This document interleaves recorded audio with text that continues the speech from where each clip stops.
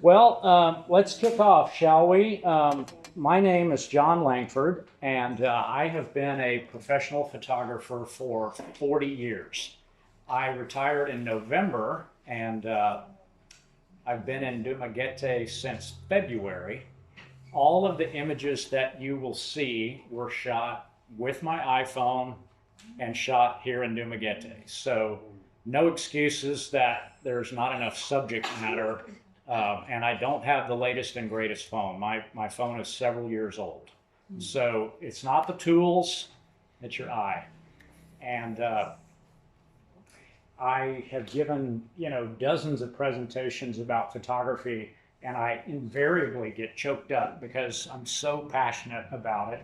It's my, it's my, been my livelihood. It's my longest relationship. It's what I'm more passionate about now than I was when I started. So if I get a little tear in my eye, don't be embarrassed. So I'm a commercial photographer, and what that means is I'm hired by companies like Sony, Nike, Dell, Schweppes, those kinds of corporations to shoot photos for their advertising and marketing. So that's my background. And if you forget everything else that I've said today, the theme is move closer. I'm saying that literally in terms of the photography that you do, but also in terms of, building relationships and connections with people. So that's sort of our theme for today.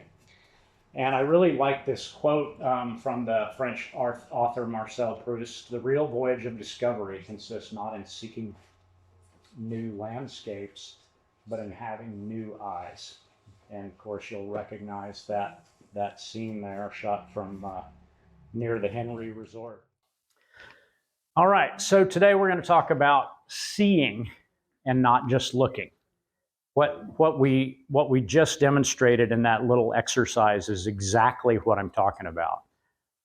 When you really focus on seeing your environment, seeing details, noticing things around you, that's different from just looking. In this instance, I was on the boulevard. I saw this woman with this beautiful bow in her hair, and I was just so taken by that. And the colors of her uniform contrasting with the ocean. And so I approached her and asked if I could photograph her, and she graciously agreed. So that's the kind of thing I'm talking about, just really, really being present to the details. And good photography begins with awareness. The camera can only record what you've already found, and technology won't save you until you learn to see. And even then, the simplest phone becomes a very powerful tool. Okay, so this was taken the first night I arrived in Dumaguete. I was late, I was tired, I was hungry. My accommodations hadn't really worked out like I'd hoped.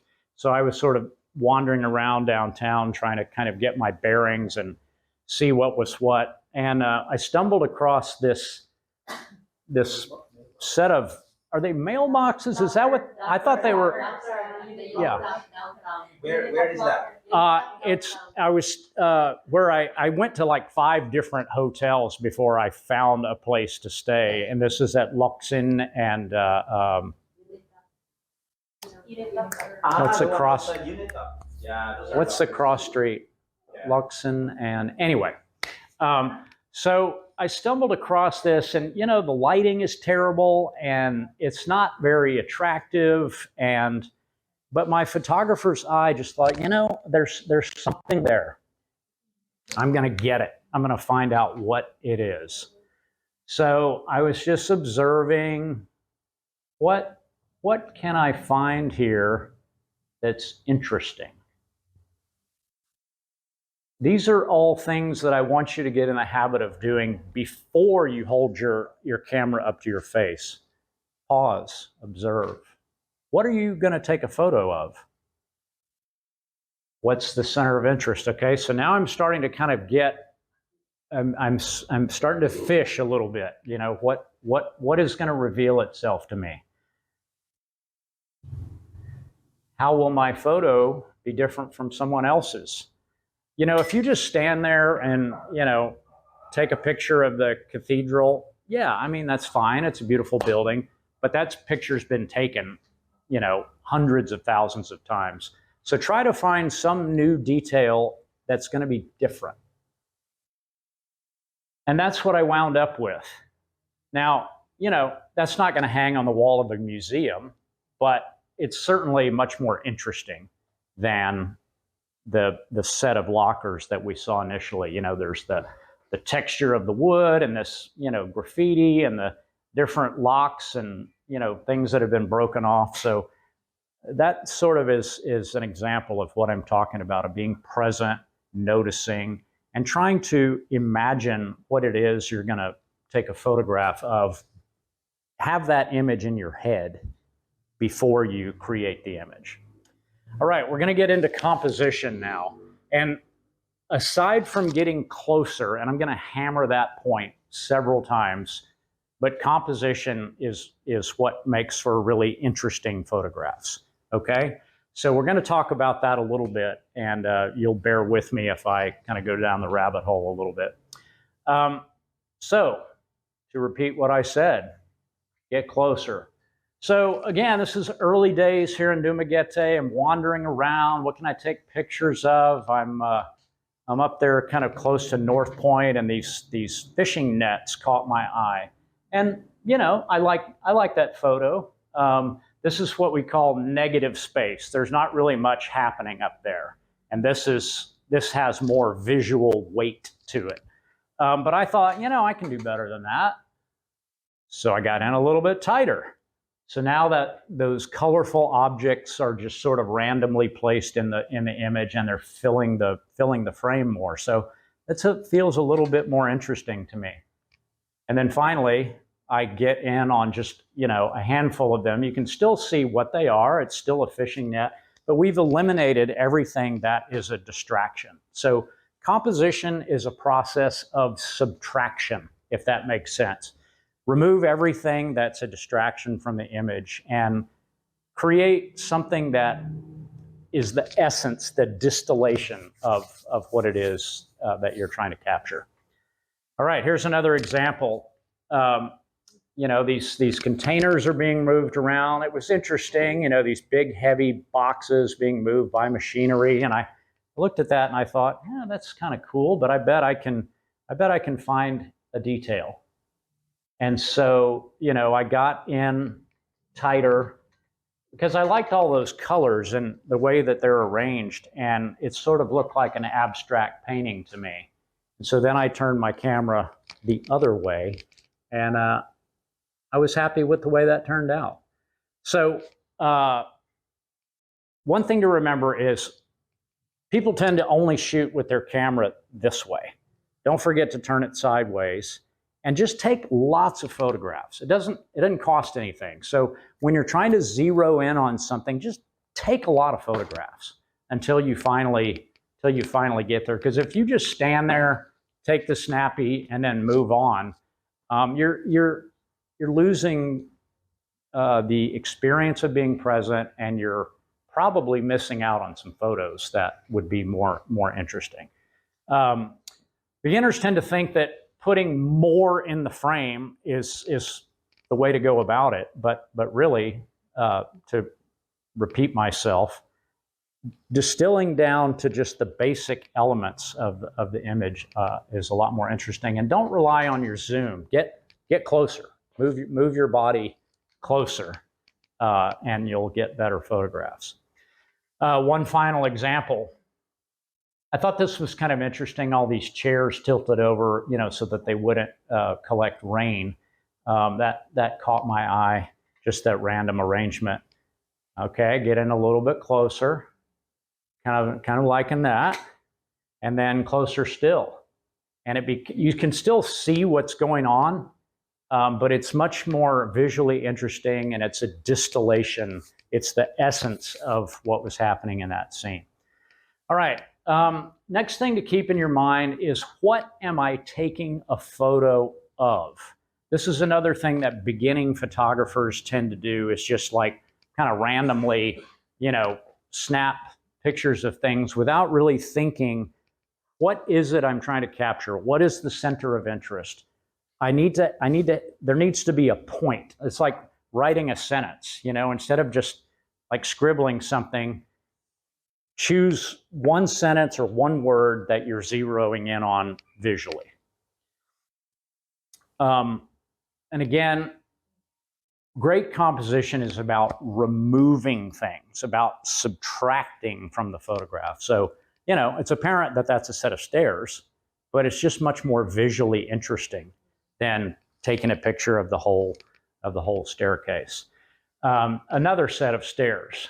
This is up at the Henry Resort, and I just was really taken with that spiral design. Sort of looks like DNA, but it's just a very simple composition. Clean background, and I let the metal and the spiral kind of do all the talking in that image. Here's some more composition tips. Simple backgrounds is another thing that beginning photographers tend to forget about. You're taking a picture of your grandmother and there's a tree growing out of her head in the background, or there's somebody walking behind. So just wait, be present, wait for those distractions to move, or move your camera position so that the background is clean, clear, uncluttered. You remember this, Fred? It's when we were playing pickleball.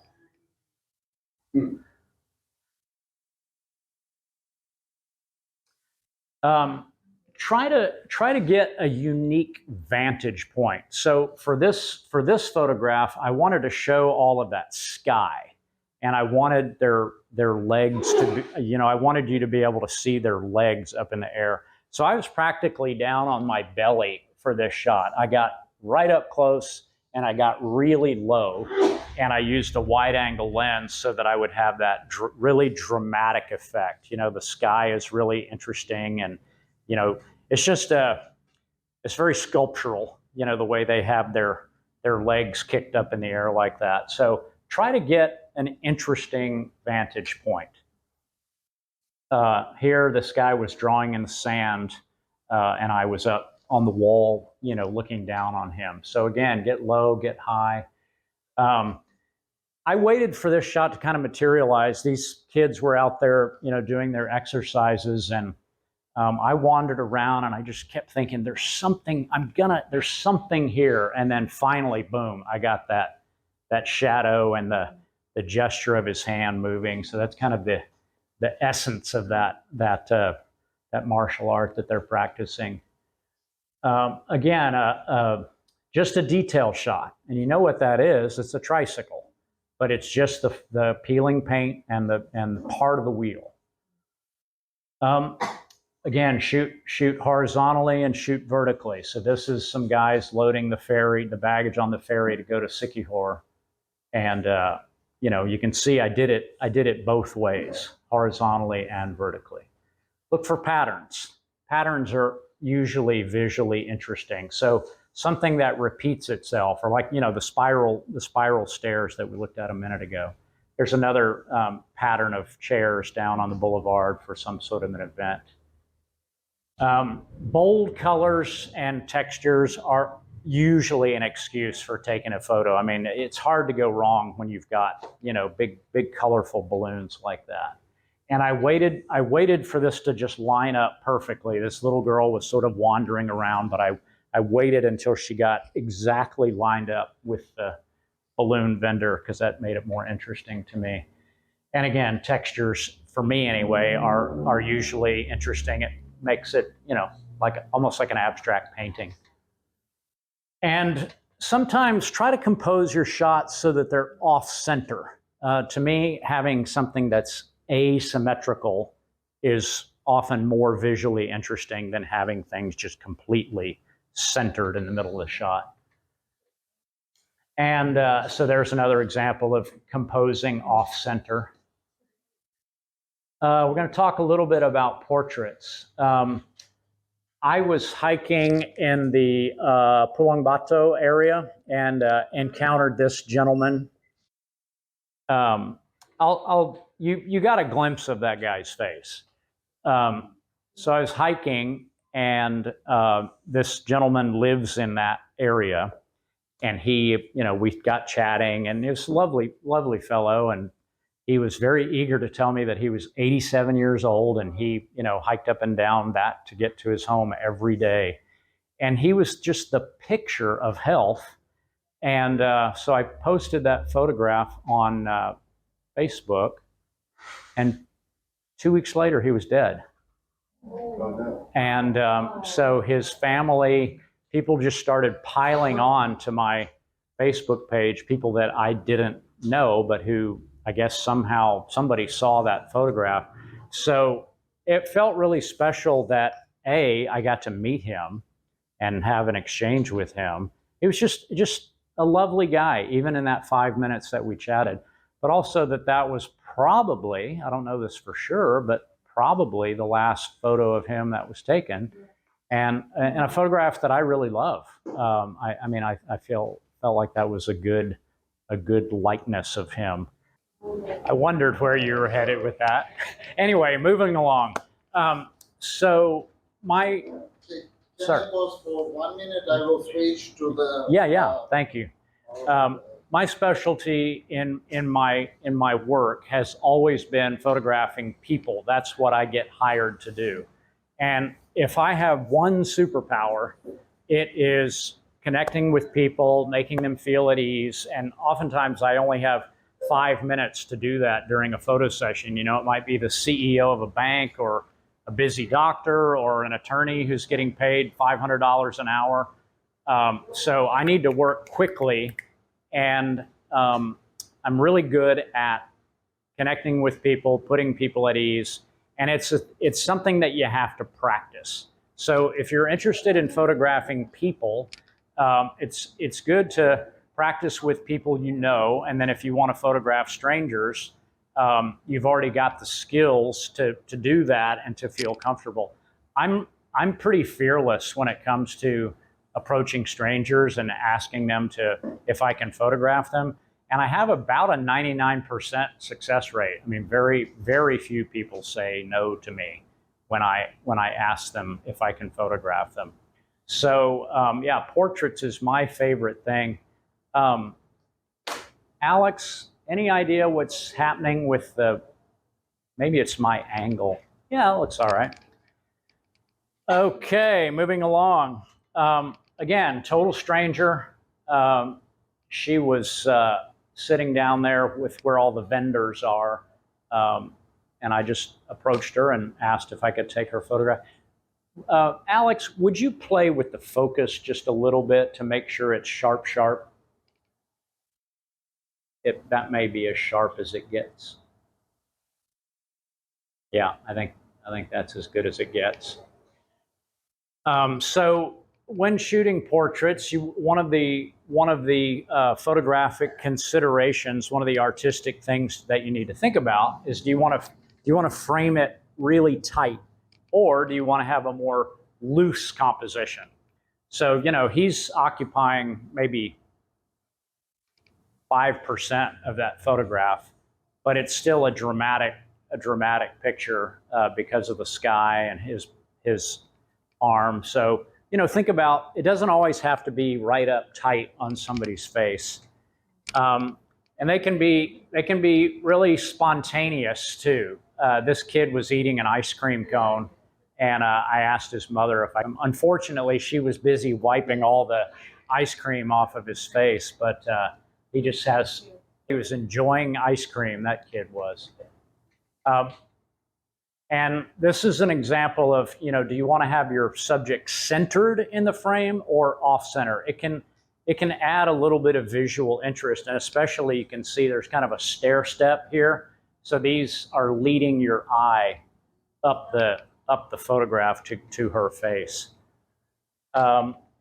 Do you want to have your subject smiling or serious? I often direct my subjects, and people ask me, did they know you were taking their photograph? Well, of course they did. I mean, they're all they're all looking right at me. So my style is to engage with people and have them looking directly at me. I don't like to sneak a photograph, and I discourage you from doing that. Now, there's plenty of photographers who would disagree with me, but there's something that doesn't feel right about that to me. I want to respect the individual, and I always want to ask their permission. Even the girl who was facing away from the camera, I wanted her to know that I was photographing her. Plus, it looks creepy if you do that. So that's a counter example. The little girl was smiling. This lady's serious. When shooting portraits, it's imperative to shoot lots of photographs. Don't take one or two and walk away. You got to shoot a lot of photographs, because the more you shoot, the better your chances are of getting one that you like, that's powerful. Man, I don't know how that photo wound up in there. This is an example of a candid photograph. I mean, he knew I was there because I had just bought coconut from him, but I just waited for sort of an unguarded moment when he wasn't really paying attention, and took his picture. Very, very posed, but this joyful expression of, to me, that just is like, here's this young woman who's obviously athletic, and it happens that she's pretty, but then next to her is this younger girl who's obviously aspiring to be like the older woman. She's got that sort of mentoring pose with her arm around her, and the placement of the tennis rackets, and the little girl was the ball girl that day.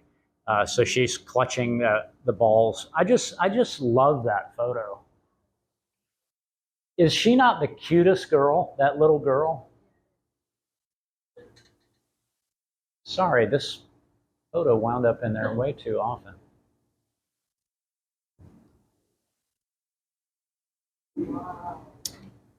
Okay, we've covered a fair amount of ground pretty quickly.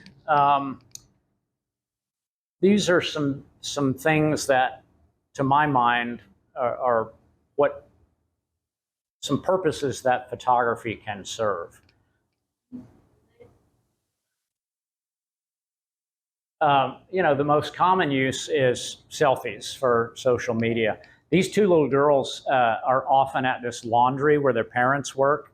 And so when I go in there, I always give them an art assignment. And last week's assignment was to draw an underwater scene.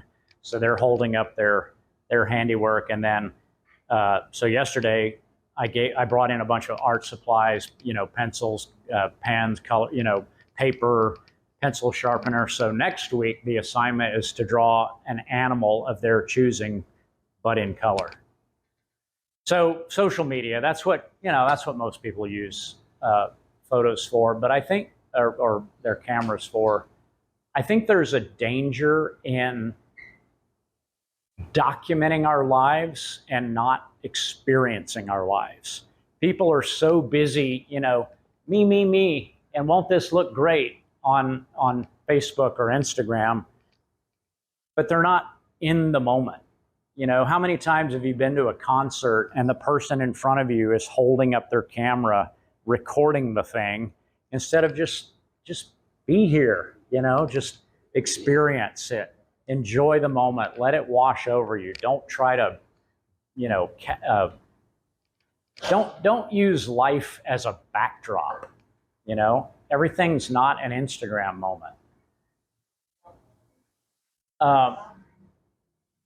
The world is just always there, available for you when you're taking photographs. And again, you can just take mental pictures to remember the experience.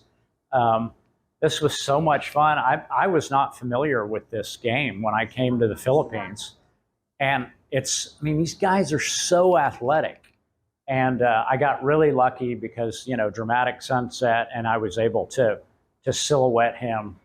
And to me, that's just like the essence of that game. Just sort of captures the athleticism. it's a way to photography is a way to connect with other people. It can be, again, like we've talked about it, it's an opportunity to be in the moment. It can be a very meditative. I'm always by myself when I'm taking pictures, because then I can move at my own pace, and whoever's with me doesn't get bored and say, come on. I try to do. It's a very solo undertaking for me, and it can be very meditative, almost prayerful. And like we talked about, just a way of your blessing was so touching to me. Just it's a doorway, a portal into feeling grateful.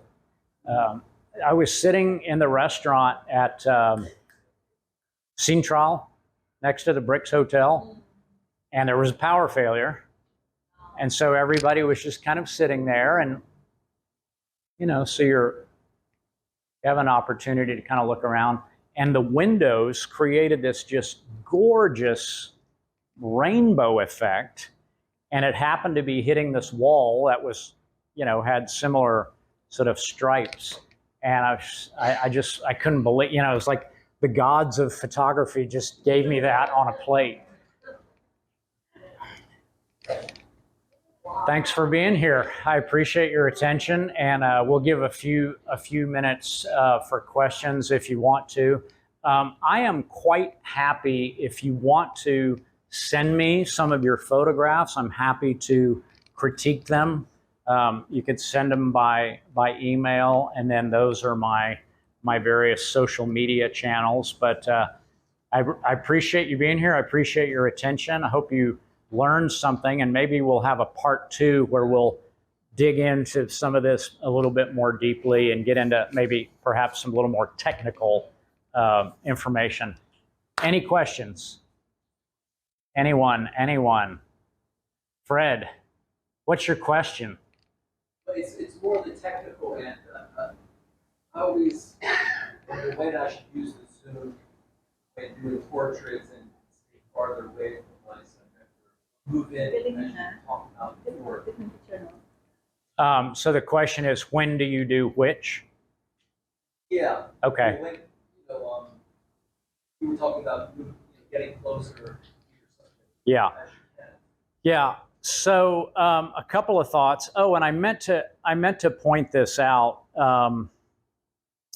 Not sure how quickly I can get back to that. So my camera, and I'm pretty sure yours does too, has this setting called portrait mode, whereby I can blur the background. I think most cameras have that now. Don't take this moment to search through your camera settings, but you can see how the background is out of focus. So that's often a trick that I use, where if there's a busy, distracting background. But from a technical standpoint, the closer you get, the more out of focus the background will be. But use your zoom when you get closer. So it's the combination of long lens and being closer that's going to make for a blurred background. Now, if you have a clean background, something that's not cluttered, then you can back up and maybe, shoot a looser portrait to show some of the environment. Did I answer your question? Yeah, No. I know it's a complex question. I was thinking more about portraits. As I imagine who you're photographing and how well you know that. Yeah. Well, like I say, I have no problem approaching strangers. When I first started doing it, it was terrifying. I didn't like it. But I thought, if I'm going to be a photographer, if I'm going to be a professional photographer, if I'm going to create powerful images, I got to get over that fear. And so now I don't have that fear anymore. Alex. Okay, tricky question. You see the light of the candle? Yes. Do you see the shadow of the candle? But you see no light.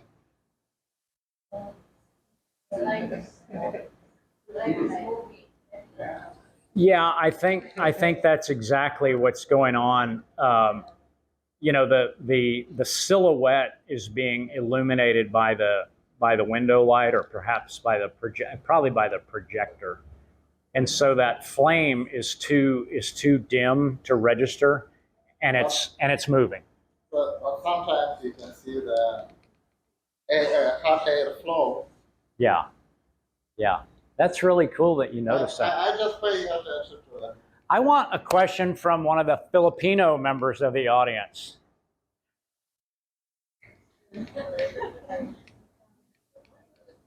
Yes, sir. It's not really a question, but just to say something about when you said you ask permission before you take photos of people. And I think that is really very important as a photographer, since some people are not just comfortable being taken picture. Yeah. And in our church, whenever we have gatherings, especially if, whenever we have gatherings, those in charge of taking photos will have to ask the congregation first if it's all right to take photos before taking them. And I think that is a way of showing respect to these people. And who knows where these photos might go, its reach, for example. And I think that is one way of really showing respect. On top of that, there's also a privacy law that we have to observe. And I think by doing that, we are, I would say, on the safe side. Yes. Well, thank you for reiterating that. That's just sort of my personal philosophy. Is I don't want to sneak a photograph of somebody, and above all, I don't ever want to show somebody in an unfavorable light. I just don't want to do that. You know, I mean, I want people to look the best they possibly can. You know, I probably would never photograph a beggar, you know, unless their back was to the camera, where maybe I was trying to convey for a client. You know, maybe I had a job to convey poverty, or you know, I did an assignment in Africa where it was about clean water, and so I, you know, photographed a lot of people who were carrying cans of water, and you know, in another context that might be considered an unflattering image, but they knew I was photographing them, and they knew why we were there. So that's a little bit different example. But yeah, thank you for pointing that out again. I think it's really important to be respectful. Yes, sir. Just related to Percy's question, like the image you had of the people practicing karate there, a group, I'm assuming you didn't know them. In that situation, do you go up and also ask the group in general if you can program? What I do in a situation like that, and you know, I really, to your point, I really should familiarize myself with the privacy laws in the Philippines. In the United States, if you're doing something public in a public place, then somebody can photograph you. I mean, you really don't have any say-so about it. Now, again, I wouldn't show an image where they were being shown in a bad light, but no, I did not approach them. I just was there with my camera or my phone, and I assumed that if somebody didn't want to be photographed, they'd let me know. Alex is giving me the red light, so let's wrap it up. And thank you for your attention. Appreciate it.